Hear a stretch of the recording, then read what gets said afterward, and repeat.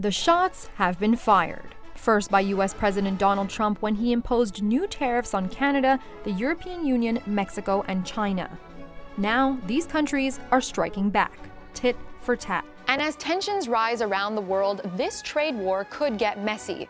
But what exactly is a trade war, and how will it affect your pocketbook? A trade war is a slippery slope that can start when one country becomes more protectionist, meaning it restricts imports in an attempt to boost domestic business and jobs. To try and achieve that, countries impose tariffs. A tariff is simply a tax on imports. So you levy, in this case, let's say 20% tax on all the aluminum coming into your country.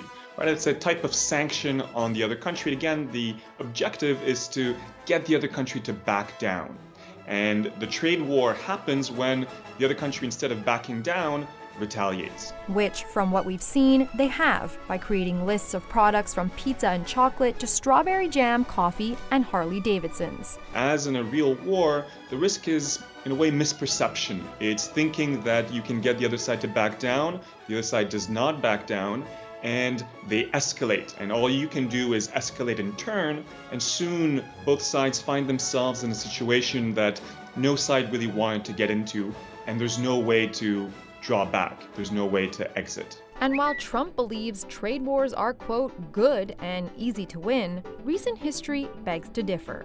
One of the most significant trade wars happened in the US in 1930, when two Republican congressmen, Reed Smoot and Willis Hawley, slapped tariffs on every country that shipped goods to America in an effort to protect domestic workers. Remember that act? Anyone? Anyone? The Hawley-Smoot Tariff Act. Did it work? Anyone? Anyone know the effects? It did not work, and the United States sank deeper into the Great Depression. The entire world retaliated, including countries that frankly had no business retaliating because they were small countries, very dependent on trade. Right? So Switzerland, for instance, retaliates, which gives you a good sense that legitimacy here matters a great deal.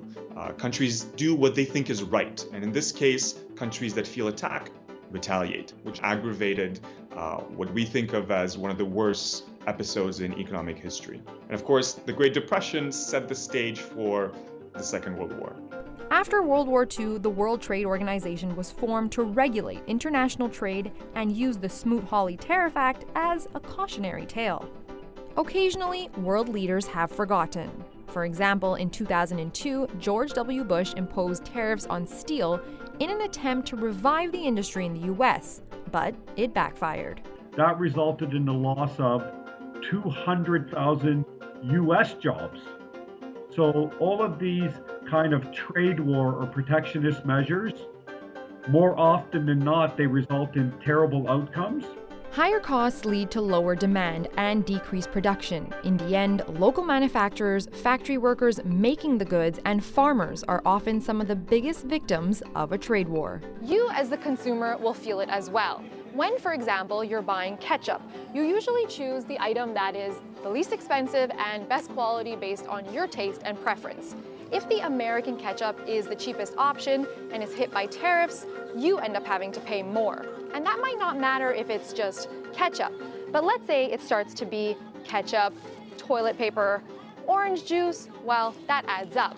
And the cost of your grocery bill is likely to increase. Over the long term, protectionism decreases competition, which allows companies to raise prices without fear of ceding market share to foreign competitors.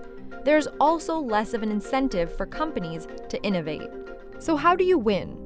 It's all about which country has the most grit. The side that can put up with the greatest pain is likely to win. Which side will be most patient? Who has the moral high ground? Who thinks they're right? Who thinks they have the greatest legitimacy? So where do we go from here? In this case, there does seem to be a political strategy to end the war. The only way out, the way I see it, is the midterm elections in the United States. And when you look at the retaliation being proposed by the Europeans, by the Canadians, by the Mexicans, by the Chinese, they're all targeting exports from states in the United States that are swing states. For example, targeting products like orange juice threatens jobs in swing state Florida and would make it harder for Republicans to win the election. Perhaps the worst side effect of a trade war is that it tears apart relations between allied countries. And the biggest fear is that history could repeat itself.